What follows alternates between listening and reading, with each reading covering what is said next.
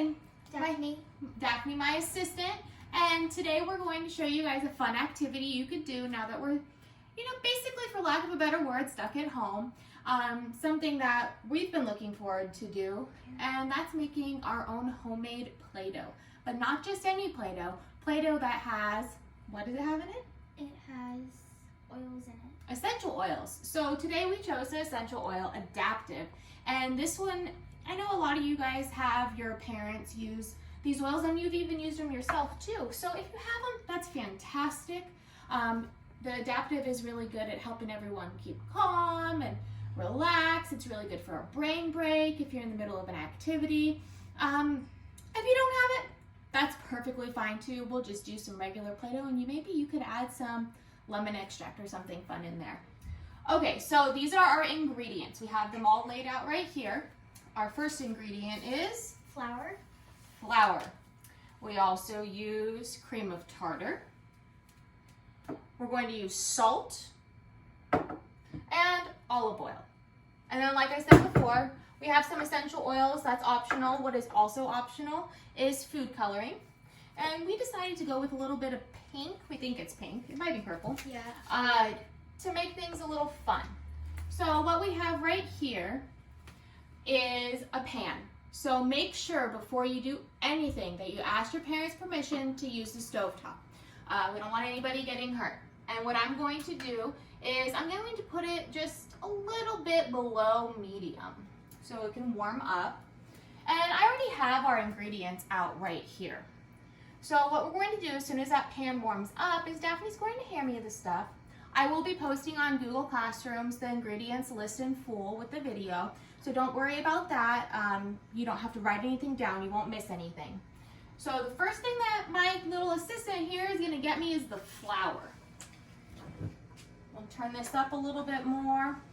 It's a little bit less than 2 cups of flour. And we're going to just have that flour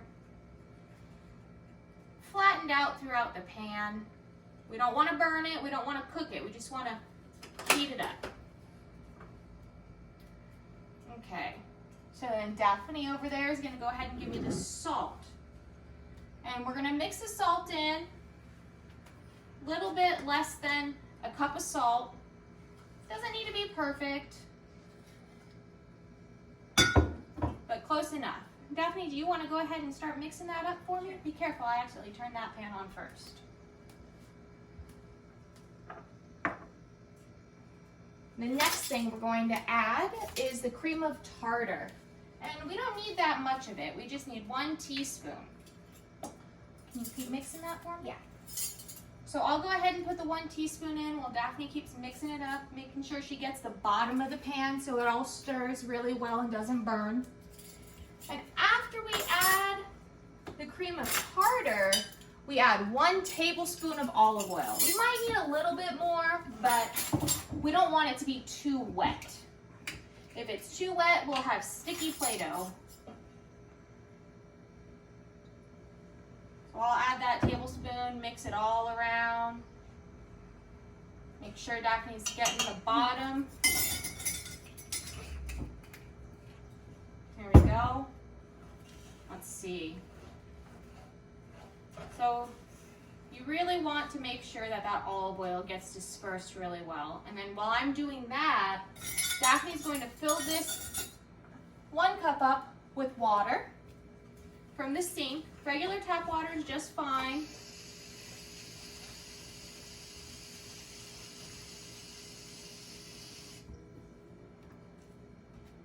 Okay, that olive oil is nice and mixed. Now, Daphne, is it 1 cup or 2 cups of water that we're supposed to put in? 1 cup. 1 cup. So we don't want it to be soupy. No. Sometimes we might need a little more. Just add it slowly.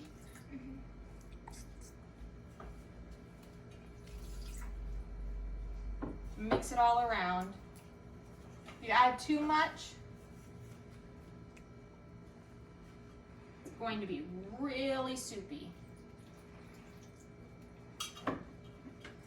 And then while I mix this in, I'm going to have Daphne fill it up with just a little more water, just in case. Maybe about 2/3 of a cup. 2/3 of a cup.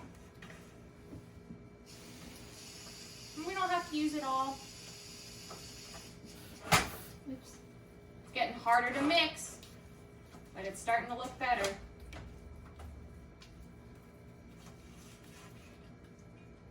Thank you.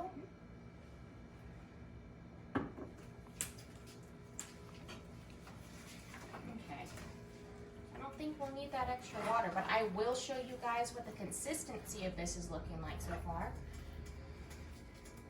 See, we're mixing it.